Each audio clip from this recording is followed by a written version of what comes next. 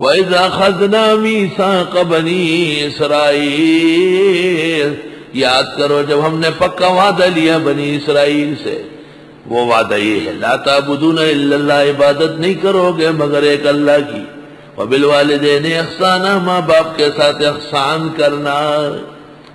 احسان، وہ غریب تھے تم مالدار ہو، انہوں نے زیادہ پرورش نہیں کی، آپ خوب کریں۔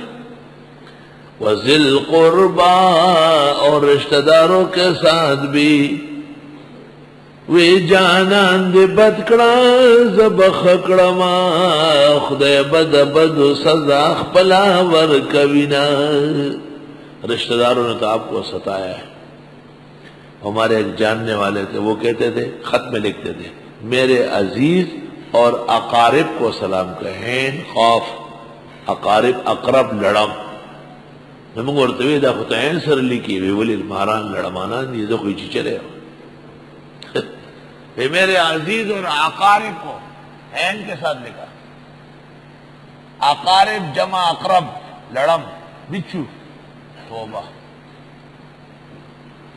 اللہ اللہ، یاد کرنے کا ہے جب ہم نے پختہ عہد دیا اسرائیلیوں سے کہ نہیں عبادت کرو گے مگر ایک اللہ کی، اور احسان کرنا ماں باپ کے ساتھ، رشتہ داروں کے ساتھ، یتیموں کے ساتھ، ناداروں کے ساتھ، والیتام والمساکین۔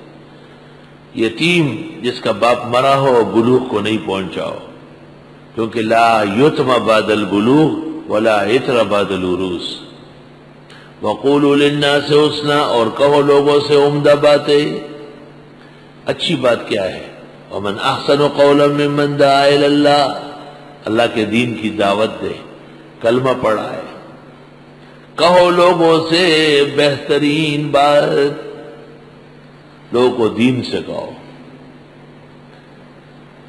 اللہ اللہ، وہ مکروہات میں لگ گئے ہیں، شوال کے 6 روزے رکھ رہے ہیں، امام اعظم کا مسلک بیان کرو۔ وہ وطروں کے بعد نفل پڑھنے لگے ہیں، ان کو بتاؤ کہ وطر رات کے آخری نماز ہے، صحیح حدیث کے خلاف کر رہے ہو۔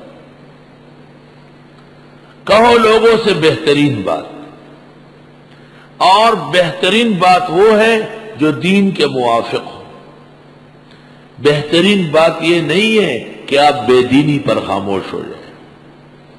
کہو لوگوں سے بہترین بات، یہ بھی اشارہ ہے کہ انداز بھی اچھا اختیار کرو۔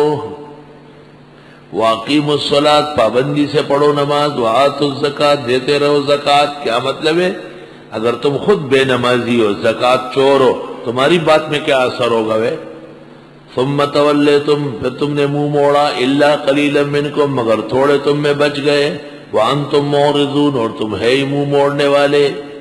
ایک اور عہد پیمان، وَإِذَا أَخَذْنَا مِيثَاقَكُمْ،